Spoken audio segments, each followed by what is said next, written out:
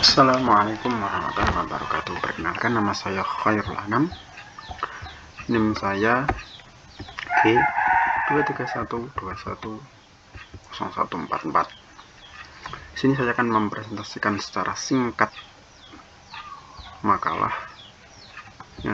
yang berjudul Tugas Manusia Sebagai Khalifah. Ini adalah makalah saya dan urutan daftar isinya seperti ini, yaitu halaman judul, kata pengantar, daftar isi, pendahuluan, dan sampai pada penutup. Di sini saya akan mempresentasikan secara singkat karena terbatasnya waktu, dan juga nanti saya akan kesulitan jika saya terlalu panjang. Maksudnya saya kesulitan untuk mengupload ya, karena di sini jaringannya biasanya kurang stabil. Kita masuk ke kata pengantar.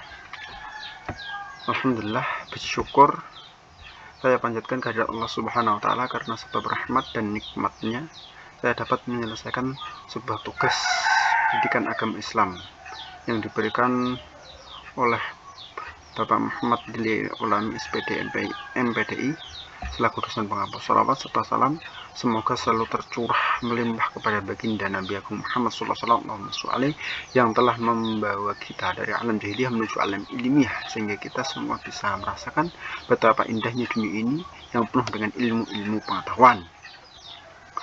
Pembuatan makalah ini bertujuan untuk menyelesaikan tugas dari dosen agar memenuhi tugas yang telah ditetapkan, dan juga agar setiap mahasiswa dapat berlatih dalam pembuatan makalah. Makalah ini berjudul Tugas Manusia Sebagai Khalifah. Kita langsung saja ke pendahuluan agar mempersingkat waktu. Latar belakang.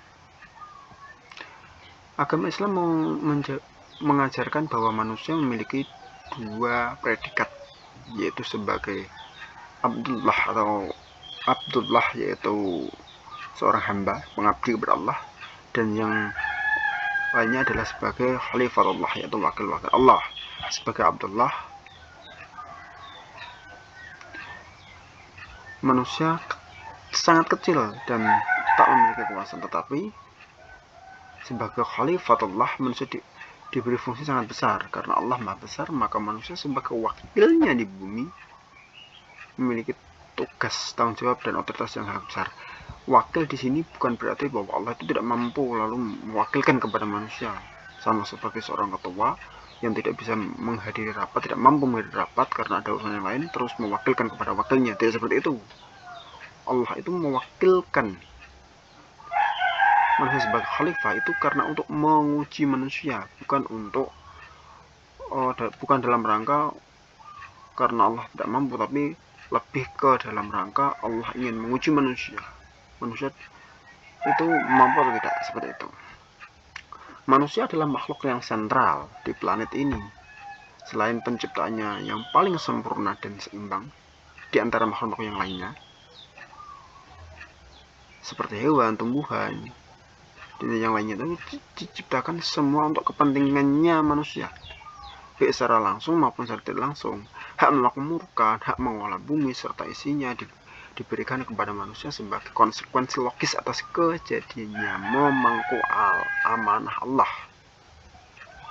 Al-Quran dalam ungkapan yang sederhana namun tegas menekankan individualitas dan uniknya manusia, dan mempunyai pandangan yang pasti tentang peran dan nasib manusia sebagai suatu kejadian hidup dan akibat dari pandangan bahwa manusia adalah sebuah individualitas yang baik yang menjadikan mustahil bagi individu itu untuk menanggung beban orang lain, dan ia hanya berhak menerima buah atau akibat dari perbuatannya sendiri. Demikian latar belakangnya. Terus kita masuk ke yaitu rumusan masalah. Rumusan masalah dari menyusun makalah ini adalah pertama agar mengetahui apa itu khalifah. Khalifah itu apa sih? Lalu yang berikutnya adalah seberapa penting posisi manusia sebagai khalifah di bumi. Kepentingannya itu sepenting apa? Terus yang ketiga adalah apa saja tugas manusia sebagai khalifah. Tugas-tugasnya manusia sebagai khalifah di bumi sebenarnya itu apa sih? Tujuan penulisan makalah Yang pertama adalah menambah wawasan bagi si penulis sendiri tentunya. Yang kedua adalah menambah ilmu pengetahuan tentang khalifah fil ardi. Yang berikutnya adalah melatih keterampilan menulis makalah bagi pengarang umumnya dan mahasiswa.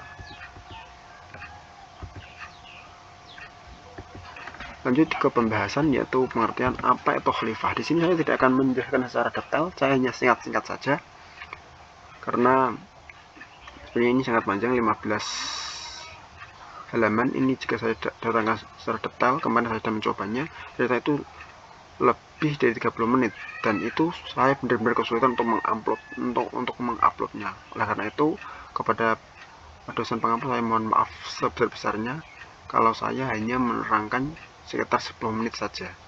Berarti secara ringkas dan secara singkat-singkat saja. Saya lanjutkan. Apa itu khalifah? Khalifah dalam Al-Quran ada bentuk tunggalnya, yaitu disebutkan 2 kali. Pertama adalah dalam surat Al-Baqarah ayat ke-30. A'udzubillahi minasyaitonir rajim. Bismillahirrahmanirrahim. Wa idza qala rabbuka lil malaikati inni ja'ilun fil ardi khalifah qalu ataj'alu fiha may yufsidu fiha wa yasfi'u dima'a wa nahnu nusabbihu bihamdika wa nuqaddisu lak qala inni a'lamu ma la ta'lamun. Ingatlah ketika Tuhan berfirman kepada para malaikat, sesungguhnya aku hendak menjadikan seorang khalifah di muka bumi.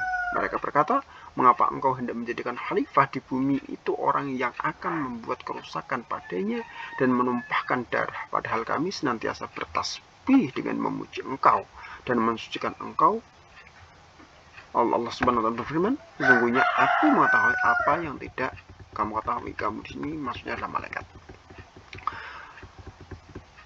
Pengertian khalifah dalam ayat di atas menurut Ar-Razi yang dikutip oleh Umar Shihab ada 2. Pertama adalah Nabi Adam sebagai pengganti jin untuk menempati dunia setelah jin ditiadakan sebagai penghuni bumi terlebih dahulu. Kemudian yang kedua adalah Nabi Adam sebagai penguasa bumi, sebagai khalifah. Khalifah itu pemimpin pengganti, artinya pemakmur bumi. Khalifah. Muhammad Bakir Al-Sadr sebagaimana yang dikutip oleh Habib Rizik Syihab mengemukakan bahwa khalifah yang terkandung, makna kekhalifahan yang terkandung dalam ayat di atas mempunyai 3 unsur yang saling terkait ditambah unsur yang dari luar, yaitu yang keempat. Yang pertama adalah manusia yang dalam hal ini dinamai khalifah. Yang kedua alam raya yang ditunjukkan oleh ayat Al-Baqarah sebagai ardi, bumi. Hubungan antara manusia dan alam dan segala isinya termasuk manusia. Lalu yang keempat yang berada di luar digambarkan dengan kata inni ja'il atau inna ja'alanaka khalifah, yaitu yang memberi penugasan, yakni Allah Subhanahu wa taala.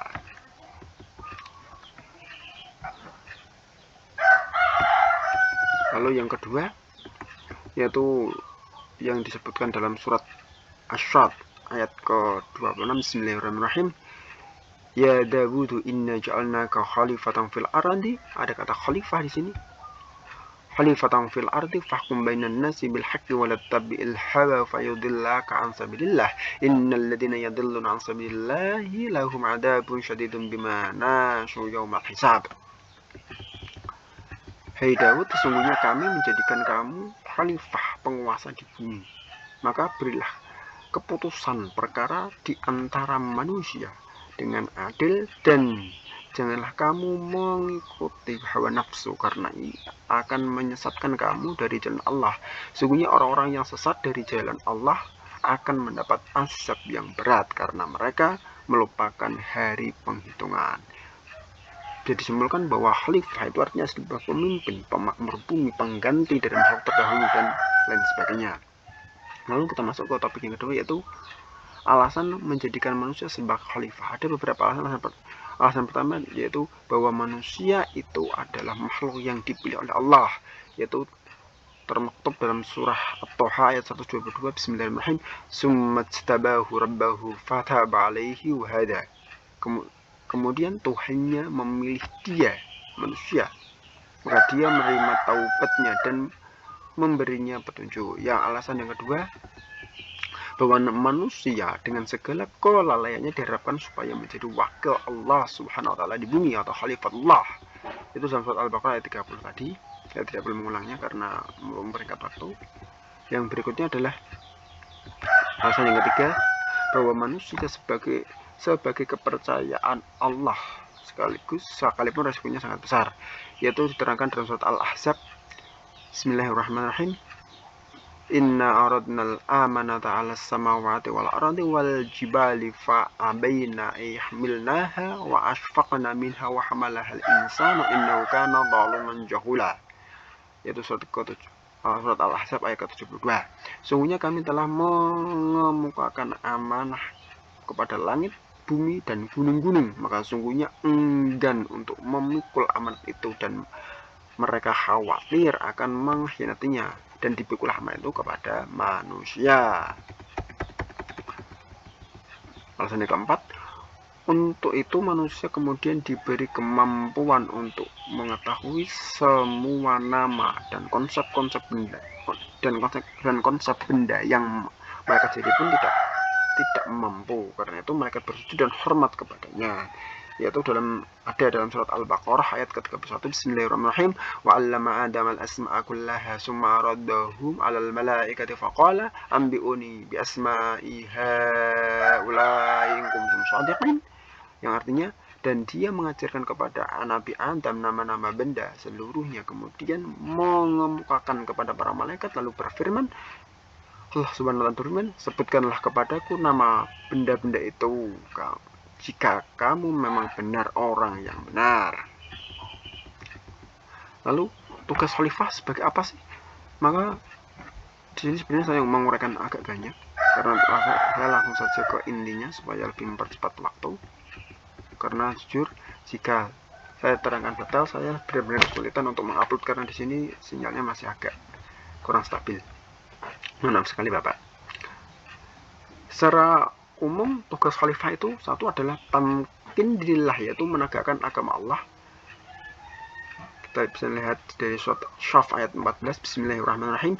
Ya ayyuhalladzina amanu kunu ansarallahi kama qala Isa ibn Maryam lil hawariyina man ansari ilallah qala al hawariyuna nahnu ansarullah fa'amana ta'ifatun bi bani Israil wa kafarat ta'ifatun fa'ayyadna alladhina amanu ala aduwwihim fasbahu dhahirin. Yang artinya, hai orang yang beriman, jadilah kamu penolong agama Allah,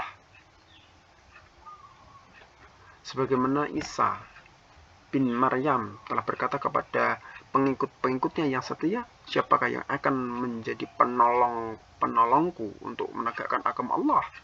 Pengikut-pengikut yang setia itu berkata, kamilah penolong-penolong agama Allah. Lalu segolongan dari Bani Israel beriman dan segolongan lagi kafir, maka kami berikan kekuatan kepada orang-orang yang beriman terhadap musuh-musuh mereka, lalu mereka menjadi orang yang menang. Lalu yang kedua adalah tugasnya menciptakan keamanan bagi umat Islam dan menjalankan agama Islam dari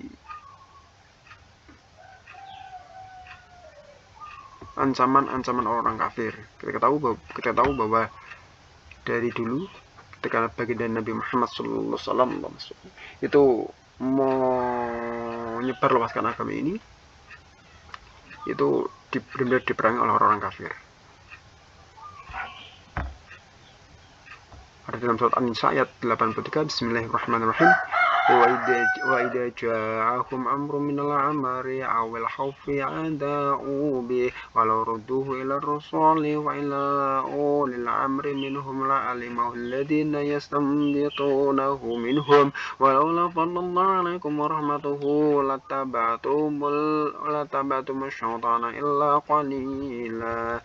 Dan apabila datang kepada mereka suatu berita tentang keamanan ataupun ketakutan, mereka lalu menyerahkannya, dan kalau mereka menyerahkannya kepada Rasul dan ulil amri di antara mereka, tentulah orang-orang yang ingin mengetahui kebenaran akan dapat mengetahui dari mereka Rasul dan ulil azmi.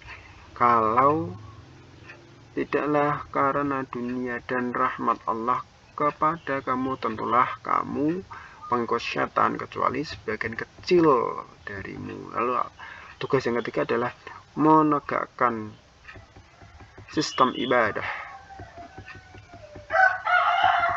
Saya membaca terjemahnya saja untuk mempersingkat waktu, karena sudah hampir 15 menit dan saya kesulitan untuk menguploadnya, maaf ya.